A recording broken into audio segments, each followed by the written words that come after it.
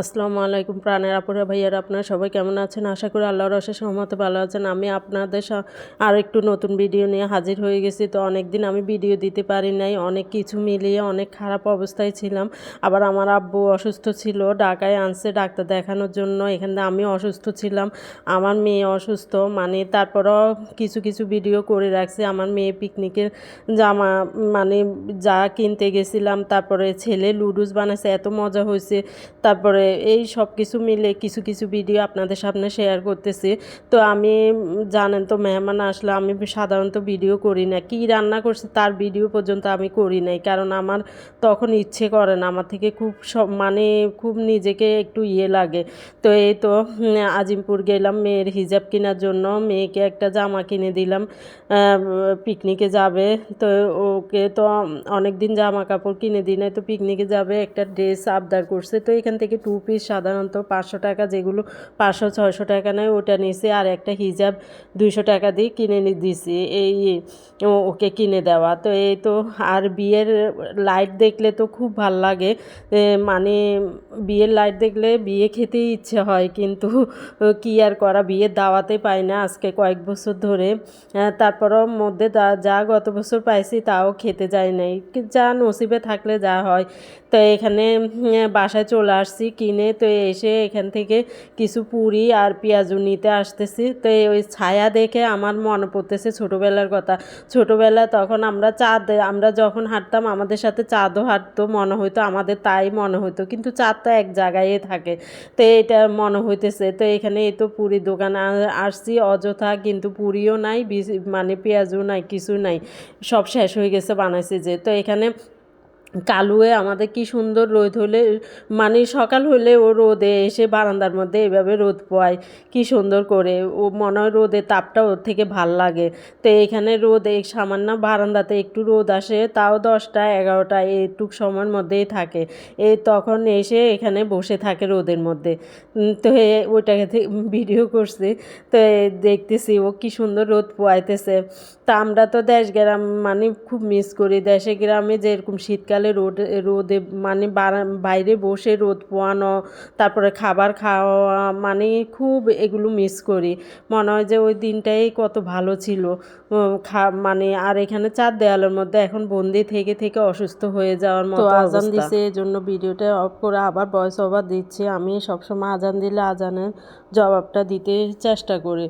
তো এখানে এই তো এখন ভর্তা বানাচ্ছি পাটনায় বেটে। অনেক এই পাটনা কি বাটনাটা, এটাকে বাটনা বলে না পাটনা বলে, আপনারা একটু শিওর দিয়ে বলেন তো। তো এটা নিয়েও আমি এখন ভর্তা নিয়ে আলসিয়ামি করি। উপরে পাটা আছে, তারপরে এই বাটনাটা কিনলাম ভর্তা খাওয়ার জন্য। তারপরেও প্রায় ভর্তা বানাই না, আর ভর্তা জিনিসটা একা খেতে ভাল লাগে না, অনেকে মিলে খেলে ভাল লাগে। আর রোদে বসে খেলে বাইরে আমার থেকে মনে হয় যে ভাল লাগে ভর্তা জিনিসটা, আমার থেকে ওই ঠান্ডা ঠান্ডা ঘরে বসে ছাওয়ার মধ্যে খেতে ভাল লাগে না। মেন কথা ওইটুকু, এই জন্য ভর্তাটা বানাই না প্রায়। মন চাইলেও আবার বানাই না আলসেমের কারণে, এটাই হচ্ছে কথা। তো এখানে আমি এই যে শীতে এই প্রথম একদিন বানাইছি, আর এই আজকে একদিন সিম দিয়ে ভর্তা বানাচ্ছি বাটনার মধ্যে। তো এখানে আলু দিয়ে আর সিম দিয়ে, এর সাথে আপনারা মাছও যোগ করতে পারেন, মাছ দিলেও অনেক মজা হয়। তো এই তো বানিয়ে নিচ্ছি বাটনায়, ভালো মতো পিষে নিচ্ছি এটাকে। তো এই একেবারে যে মিশ হয় তাও না, কিন্তু ওই আড়া পিষা যেরকম ওরকম থাকে এর সব কিছুতে। এই তো এটা পিষে নিয়েছে, এখন আমি পেঁয়াজ দিয়ে দিচ্ছি, তারপরে ধনেপাতা দিয়ে, তারপরে সরিষার তেল দিয়ে দিব এখানে।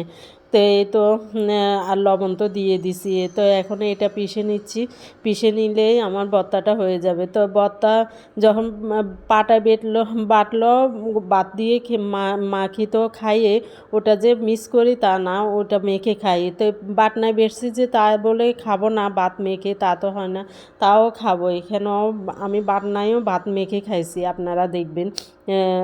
এটা শেষ হলে আপনারা দেখবেন আমি বাটনায়ও ভাতটা মেখে তারপরে ভাত খাইছি। আমি ছেলে মেয়েকেও খাওয়াইছি।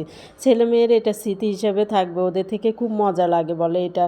আর যেরকম আমরা ছোটোবেলায় খেতাম, এখন আমার বাচ্চাদেরকে খাওয়াচ্ছি, ওরাও একসময় এটা মিস করবে, বলবে ভবিষ্যতে ওর বাচ্চা হলেও বাচ্চাদেরকে বলবে যে আমরাও তোমার দাদা দাদু বা নানি থেকে এইভাবে তোমার নানু খাওয়াইছে, আমার মা খাওয়াইছে আমাদেরকে। তো এটাই এই জন্যই তারপরেও না, ওদের থেকে ভাল লাগে বিদায় খাওয়াই। যদি ভাল না লাগলো তাহলে তো জোর করে খাওয়ানো যেত না। তো এই জিনিসটা আমি মনে করি সবার থেকেই ভাল লাগে আর ছোটোবেলার একটা স্মৃতি হয়ে থাকে।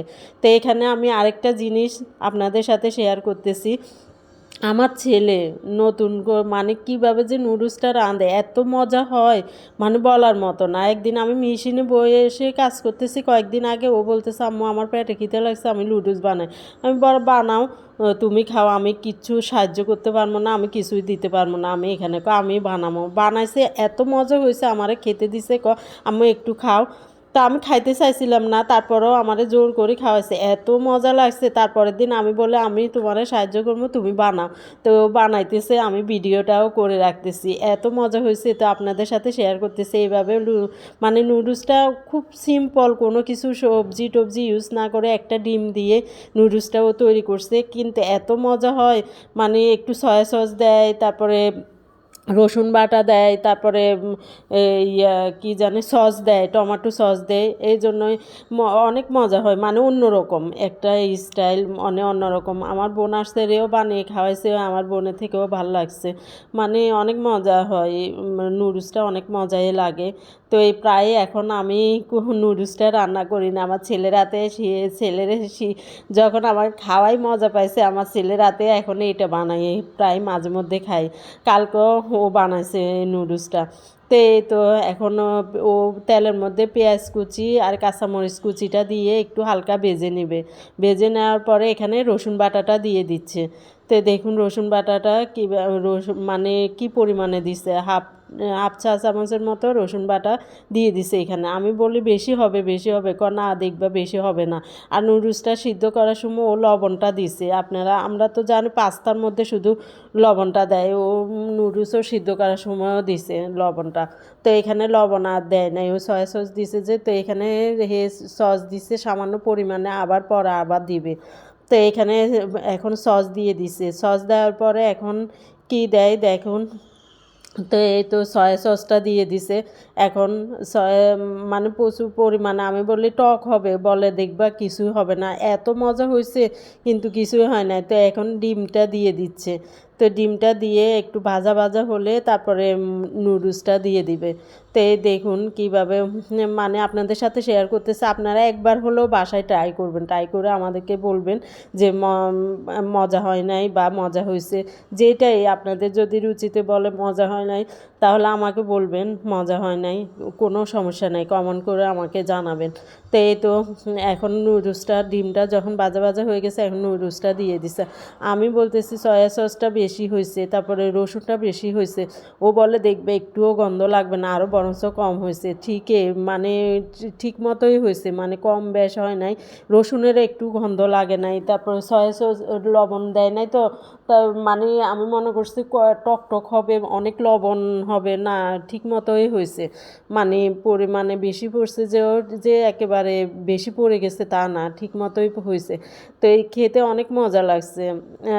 বিশ্বাস করুন, আমার ছেলে রান্না করছে বিধে আমি বলতেছি না, মজা হয়েছে বিধে আমি শেয়ার করতেছি। অনেক জিনিস এমন আছে আমি আপনাদের সাথে শেয়ার করি না, যেটা ভালো লাগে ওটাই আপনাদের কাছে শেয়ার করি, যেন আপনারাও খেয়ে বলেন মজা হয়েছে। তো এখানে তারপর নুডলস মশলাটা ছিল যে ওটা দিয়ে দিছে, এক প্যাকেট দিয়ে। তারপরে মানে নুডলসটা হয়ে গেছে, এখন ও পরিবেশন করবে। তো আপনারা এইভাবে বাসায় একবার হলেও ট্রাই করবেন। আর আমার ভিডিওটা যদি আপনাদের ভালো লাগে তাহলে লাইক শেয়ার সাবস্ক্রাইব করে দিবেন, আমার পাশেই থাকবেন সব সময়, এটাই আশা। আমি নিত্য নতুন অনেক ভিডিও দিতে আপনাদের কাছে মানে ভিডিও দিতে চেষ্টা করব। তো আমি বললাম না, লাস্টে ও আরেকটু সস দিবে, তো সস দিছে আরেকটু, আবার খাওয়ার সময় আরেকটু দিছে, ওটা আর ভিডিও করি নাই। তো এই তো সসটা আরেকটু দেওয়া উচিত ছিল, তো কম হয়েছে। তো এই তো তারপরে লাস্ট ফিনিশিং যেটা বলে খাওয়ার জন্য। একবার হলো এভাবে আবার বলতেছি ট্রাই করবেন, খেতে খুব মজাই হয়েছে। তো আজকে এই পর্যন্তই, আল্লাহ হাফেজ।